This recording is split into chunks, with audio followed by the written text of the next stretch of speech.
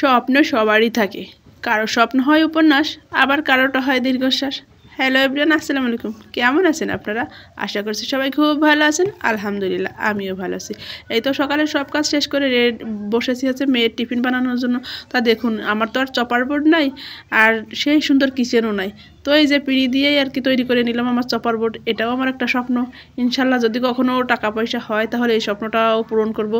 আর দেখেন, স্লাইস রুটি নাই, ওই জন্য আমি একটা গোল রুটি নিয়ে চাকু দিয়ে কেটে স্লাইস করছি। এটাও আর একটা টেকনিক, কারণ এটাতে আমি এখন জেলি মাখিয়ে ও টিফিনের জন্য দিয়ে দিব।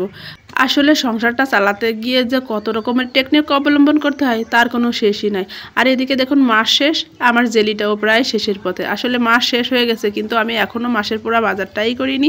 শরীরটা খুব বেশি ভালো না। আসলে আমার ভয়েস শুনে আপনারা বুঝতে পারছেন যে আমার ঠান্ডা বা জ্বর, এই জন্য হচ্ছে আমি যাইতেও পারতেছি না, টাকা উঠাচ্ছি না, আর মাসের বাজারটাও করি নাই। তা খুব তাড়াতাড়ি আমাকে এটা করতে হবে, বাজারটা আর কি।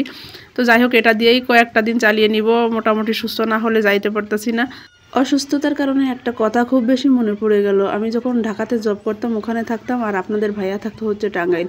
তো হঠাৎ করে একদিন অসুস্থ হওয়ার কারণে সে এসে দেখে যে আমার হালকা পাতলা জ্বর, খুব বেশি না। তারপরেও সে আমাকে রান্না করতে দেয়নি, বলছে না রান্না করতে হবে না।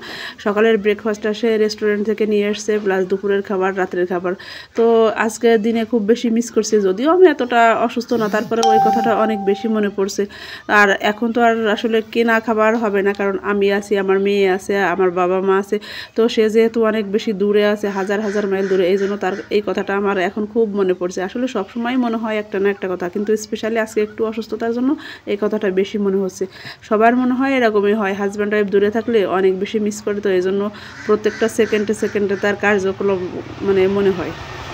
যাই হোক, জীবনের শেষ প্রান্ত পর্যন্ত যেন আমরা এরকম থাকি, আমরা না, সব হাজব্যান্ড ওয়াইফ যেন এরকম মিল মহব্বতে থাকে, কারোর জন্য কোনো সমস্যা না হয়, এই কামনাই করি। তার মিশন যাওয়া 1 বছর শেষ হয়ে গেছে, আর জানি কয়েক মাস বাড়িয়েছে, অবশ্য ওটা ঠিক মতো বলে নাই। তো যাই হোক, 2-4 মাস বা 6 মাস, তারপরে তো সে এসেই যাবে। এভাবে আস্তে আস্তে করে আমরা সংসারটাকে একটু গুছিয়ে নিচ্ছি, জীবনটাকে গুছিয়ে নিচ্ছি। আসলে বুঝতেছি না এই জীবনটাকে আদেও গুছানো শেষ হবে কিনা। গুছাইতে গুছাইতে একদিন মনে হয় আমরা আল্লাহর ডাকে সাড়া দিয়ে চলে যেতে হবে। মালাকুল মউত এসে বলবে তোমার সময় শেষ, লেটস গো, চলো যাই, সবাইকে বিদায় জানিয়ে। এখন কথাটা যত সহজে বললাম, আসলে ওই সময় বা ওই দিনটা কিন্তু এত সহজ হবে না।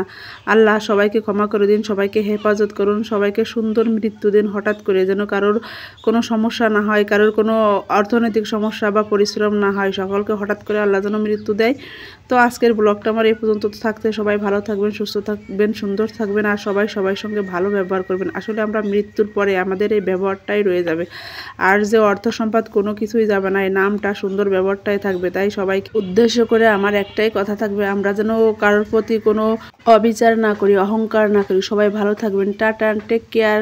দেখা হচ্ছে পরবর্তী ভিডিওতে।